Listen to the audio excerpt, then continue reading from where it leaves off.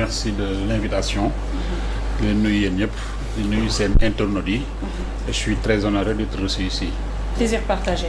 Aïcha Pape Ousmane. waaw daal di jublu ci waxtaan bi. waaw Ndiaga yow da nga doon liggéey ca ARA.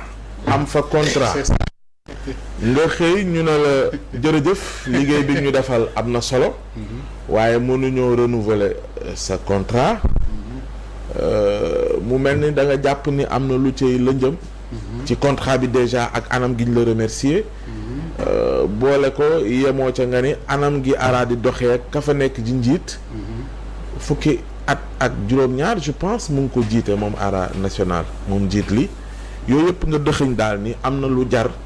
nga interpelle ci kilifa yi yooyu yëpp yumu.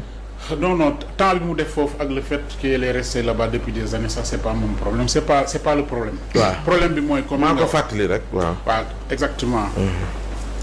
problème bi mooy comme li nga wax je pense que peut-être dafay jar ñu rappeler tuuti lan mooy ARA national l'ARA national est un établissement public à caractère administratif. oui. donc son rôle. Et de promouvoir le développement des équités par l'amélioration génétique moom moo nekk fële ci Kébémer. donc ñu am aussi d'autres antennes qui sont basées à Daara Jolof ak Kaolack ak Thiès donc il est placé sous la responsabilité d'un conseil d'administration. Et c'est le président de la République lui-même qui est le président du conseil d'administration. Il est représenté là-bas par un représentant en même temps qui est PCA. waaw dernièrement sax ki ñu fa noppee di le colonel Cheikh Tidiane Mbodj ñu xam ko bu baax sans limite mooy PCA bi jamono ji. exactement moom il vient d'arriver je pense que ni dossier boobu daf ko fa fekk donc ma rebondir ci li nga wax loolu donc ARA national c'est comme toutes les entreprises nationales. C'est une société nationale. donc ñu fay liggéeyee ce sont soit des fonctionnaires détachés par d'autres administrations et des agents qui sont directement recrutés par la ARA nationale selon les limites des crédits budgétaires. Donc dans ce dernier cas le droit privé du travail est applicable. C'était un peu mon cas. Donc comme ni nga ko xamee quand il y a un contentieux entre un employeur et un employé évidemment bu fekkente ni ils n'arrivent pas à trouver un terrain d'entente ku ci nekk am nga droit de saisir le tribunal du travail ça c'est dans le normal des choses. Ouais.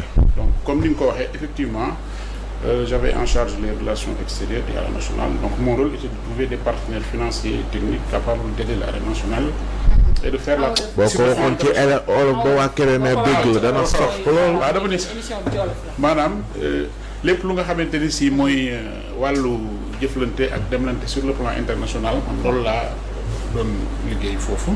ak di utal ARA national bi ay partenaires techniques et financiers yi nga xamante ni si ci seen xarañteef ak seen xam-xam ak seen alal. ñu nekk sur le plan international donc des établissements référenciés des personnes yu ñu xam ne adduna bi yëngu ci wàllu fas course élevage.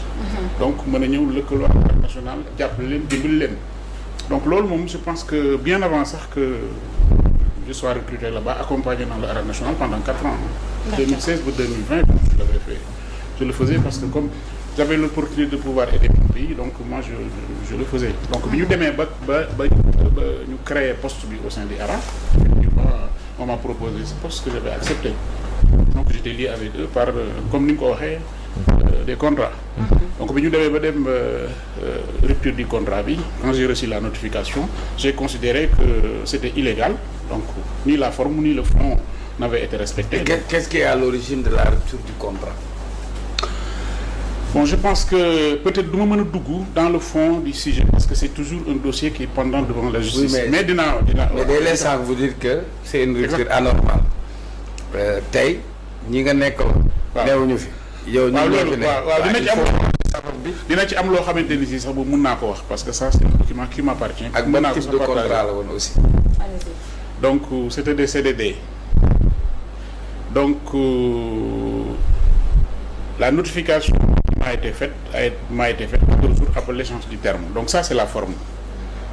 donc sur le fond les contrats n'avaient pas été attestés par écrit donc l'article L44 du code du travail daf ni un contrat à durée déterminée doit être écrit et signé entre les parties. loolu mooy lan ci wolof il faut un CDI maanaam contrat à durée déterminée buñ ko xaymawut ñaari parti ku seq buñ ko xaymawut jàppal ni yow CDI nga nekk loolu droit du travail là c'est l'article L44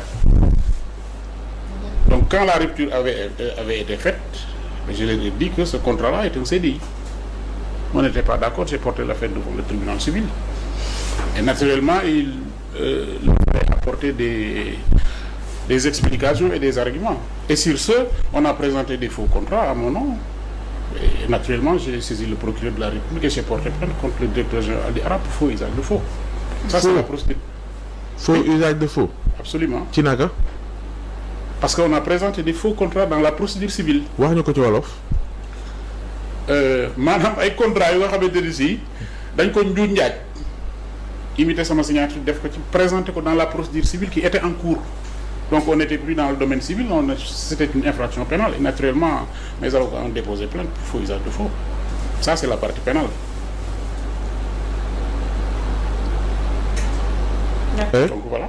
Le dossier, après le procureur a ouvert une enquête, on a été convoqué, je me suis déplacé, je suis venu. Dans un premier temps, j'avais été convoqué au mois de mars 2024 parce que la procédure civile a commencé en 2022. La procédure pénale, j'ai déposé plainte au mois de mars 2024. J'ai été convoqué pour audition, je me suis déplacé, je suis venu. J'ai été auditionné à la gendarmerie. Après, je suis retourné en France. Donc lui l'autre partie devait être auditionné en tout cas le commandant bi wax bu ñu toogee ba nga xamante ni si dossier bi avancé wul au mois d'août septembre bu ñu wootee ci brigade bi donc ñu ni commandant bi fi newoon nekku fi il est remplacé par un autre commandant donc kooku bi bu ñëwee moom mu ni gisul dossier bi bu ne gisul dossier bi après mu woo beneen commandant bi dem donc kii mu ni ko dossier baa nga fee kii ngi fee regarde sur l'ordinateur et cetera toujours est-il que cette première audition que j'ai faite moom nee nañ ça a disparu dans l'ordinateur de la gendarmerie donc le commandant m'appelle bi jëlaat enquête bi mu ni moom fekk fi dossier bi donc il faut mu auditionner waat ma donc mu convoqué waat ma je suis revenu au mois de décembre au Sénégal mu ni ma dama lay convoquer nga ñëw et puis on va faire la confrontation avec le directeur général le colonel. Donc je me suis encore déplacé bi ma ñëwee moom il a refusé de se présenter pour faire la confrontation avec moi. Premier jour ba dikkul deuxième jour ba on l'appelle mu ni mu ngi ñëwul troisième jour ba ñëwul toujours est-il que il ne s'est pas présenté. Après mes avocats ont interpellé le commandant mu ni le gars il refuse de se présenter donc il va retourner le dossier au parquet et puis wax procureur yu am. Mais loolu bi ñu ko waxee dans son bureau de commandement nee naa ko ce n'est pas un refus c'est une fuite parce que xam na ni bu ñëwee fii en confrontation je vais lui opposer des arguments auxquels il ne pourra pas répondre et qui va démontrer sa culpabilité c'est tout du refus c'est une fuite donc voilà. ab contrat boo xamante ne dañoo imiter sa signature nga ñu bëgg a wax. je sais pas si je peux être xaw ma nan laa mën a wax ba mu tëm gën a leer. On a présenté des faux il a présenté des faux contrats dans la procédure civile pour soutenir ses arguments avec l'imitation de ma signature. J'ai porté plainte pour faux et usage de faux contre le directeur général de l'Armée nationale, le colonel Barro. Je vais voir qu'il y a l'air là. Et quand cette plainte-là a été déposée au parquet, écrit noir sur blanc, une enquête a été ouverte, convoqué de me plusieurs fois, je suis venu, je ne me suis jamais présenté. Et je l'ai. C'était la procédure plainte a commencé en mars 2024. Donc le dossier est toujours entre les mains du procureur tribunal de Louga donc on a. ok. léegi lan moo dox sa diggante ak moom yow lan nga jàpp ne lii moo dox sa diggante ak moom ba ngeen yegg ci muy falsifier ay sa signature di ko def ci ay contrats yoo xam ne yow yéeguloo tinuloo lan moo dox sa diggante ak l'actuel directeur du ARA. xam nga quand vous allez en procédure civile ci contexte wala xam nga bu fekkente ne da nga dem ci dans une procédure civile xam nga procédure civile da ngay ñëw ni lii ñu doxale dëppwut ak code du travail yaa ngi dégg nga indi say argument juge bi jël ko envoyé ko beneen partie bi beneen partie bi bind daal di tontu indi ay argument am indi ay preuve am est-ce que comprendre nga mais bu fekkente ni yow tu es obligé d'apporter des preuves sinon l'autre partie va remporter loolu de dafa ne waaw su dee ni liggéey da nga xarañ ci liggéey ba tax ñu jël la nga def at ñu war a renouveler sa contrat defuñu ko te pourtant présenté nga rapport pour wane yow si liggéey bi nga jot a def ndax ci présentation rapport bi da nga cee am yoo ci dëxëñ lu waral xëy na neexut gaañi ba ñu bëgg a séparer ak yow wala da ngeen amoon ay problème sa diggante wala lan la non j'ai jamais eu de problème avec lui, j'ai jamais eu de problème avec personne. Lu nga wax noonu peut-être j'ai présenté mon rapport annuel d'activité, j'ai dit ce que je devais à dire. Quand tu présentes un rapport annuel d'activité da ngay présenter ce que tu as fait, tes recommandations et ce qui ne va pas. loo recommandé Bon, li ma recommandé bari na, j'avais recommandé à ce qu'il y ait plus de rigueur au niveau de la direction générale parce qu'il y avait des choses ci recommandation yi da nga ci duut baaraam yenn ci gestion lan moo dox ci ARA. Bon ARA li ci doxul bari na. wax ñu ko loolu la ñu bëgg a xam. li ci doxul bari na parce que benn li ma la wax. benn bii ma la wax nii lii nii ma wax nii. comment ça se fait que aujourd'hui fi ñu toll nii ci réew mi ñu ne jub-jubal jubbanti. comment ça se fait que tey un directeur général d'une entreprise nationale de surcroît un officier supérieur de l'armée que l'on porte des accusations aussi graves envers lui. On le convoque, il ne vient pas et rien ne se passe. Déjà ça c'est un problème. Je sais pas pour yéen problème la wala du problème mais man pour moi c'est un problème.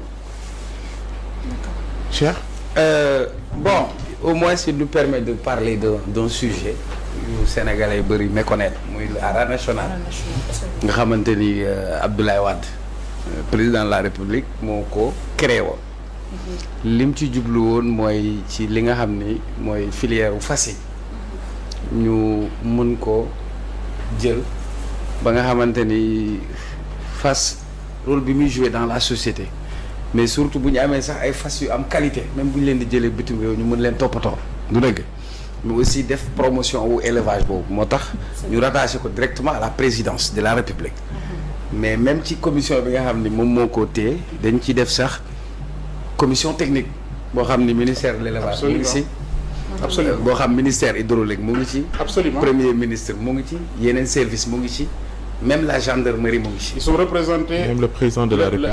Oui, le conseil d'administration. Parce que vous avez absolument raison. Vous avez au sein du conseil d'administration un représentant du président de la République. Vous avez un représentant du Premier ministre, vous avez un représentant du ministre des Forces armées, vous avez un représentant du ministre des Finances et de l'économie. Donc presque toutes les grandes entités de l'État sont représentées là-bas. Et toutes les décisions qui sont prises en conseil d'administration ne sont exécutoires que 15 jours après que le président de la République l'aurait reçu. Parce que quand Pa Ousmane a évoqué le sujet, je suis allé pour trouver le décret de création et de fonctionnement du ARA national. Donc que j'ai sous mes yeux ici et ce qui me permet de voir la composition du conseil d'administration. Pour que Sénégalais xam ni ARA national am na lan moo ko tax a jóg ni muy fonctionner. ñun Sénégalais bëggul injustice man bëgguma injustice du dëgg.